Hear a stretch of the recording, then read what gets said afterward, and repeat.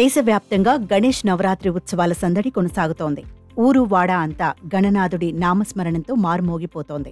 లంబోదరుణ్ణి వివిధ రూపాల్లో కొలువు తీర్చి భక్తులు ప్రత్యేక పూజలు నిర్వహిస్తున్నారు. గణేష్ మండపాల వద్ద విద్యుత్ కాంతుల శోభతో ప్రత్యేక కళను సంతరించుకున్నాయి. ఏ వీధిలో చూసినా వివిధ రూపాల్లో వినాయకుని విగ్రహాలు భక్తులను ఆకట్టుకుంటున్నాయి. కొన్ని ప్రాంతాల్లో అయితే ప్రత్యేక థీమ్లతో ఏర్పాటు చేసిన గణపతి మండపాలు, విగ్రహాలు ప్రత్యేక ఆకర్షణగా నిలుస్తున్నాయి. ఈ క్రమంలోనే మధ్యప్రదేశ్ రాష్ట్రం గ్వాలియర్కు సమీపంలోని హజీరాలో ఏర్పాటు చేసిన చంబల్ గణేశుడి ప్రతిమ ఎంతగానో ఆకట్టుకుంటోంది.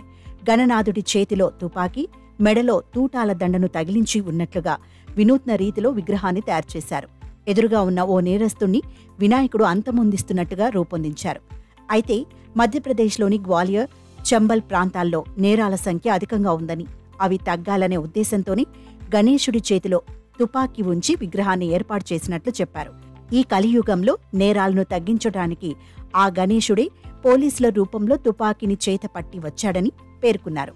నేరాలకు పాల్పడే వారికి శిక్ష తప్పదనే విషయాన్ని తెలిపేందుకే ఈ థీమ్తో గణనాథుణ్ణి ఏర్పాటు చేసినట్లు మండప నిర్వాహకులు తెలిపారు. అయితే మధ్యప్రదేశ్లోని గ్వాలియర్, చంబల్ ప్రాంతాల్లో సైన్యంలో చేరిన వారే ఎక్కువగా ఉన్నారని మండప నిర్వాహకులు అన్నారు. వారంతా సరిహద్దుల్లో తుపాకీ చేతపట్టి యుద్ధం చేయడం చంబల్కు ఎంతో గర్వకారణమని తెలిపారు. చంబల్ ప్రాంతంలో ప్రతి ఒక్కరి ఇంట్లో కార్లు ఉండకపోవచ్చు, కానీ ఆయుధాలు మాత్రం ఖచ్చితంగా దొరుకుతాయని చెప్పారు. అందుకే గణపతి చేతిలో 315 బోర్ రైఫిల్ పట్టుకుని ఉన్నట్లుగా విగ్రహం తయారు చేశామని వారు తెలిపారు. గ్వాలియర్, చంబల్లో ఉన్న నేరస్తులను ఆ గణనాథుడే శిక్షిస్తాడని అన్నారు. నేరాల సంఖ్యను తగ్గించేందుకు తుపాకీ చేతపట్టి పోలీసు రూపంలో భూమిపైకి వచ్చాడని అన్నారు. ఇక తుపాకీని చేతపట్టి ఉన్న 5 అడుగుల గణపతి విగ్రహం భక్తులను ఆకట్టుకుంటోంది.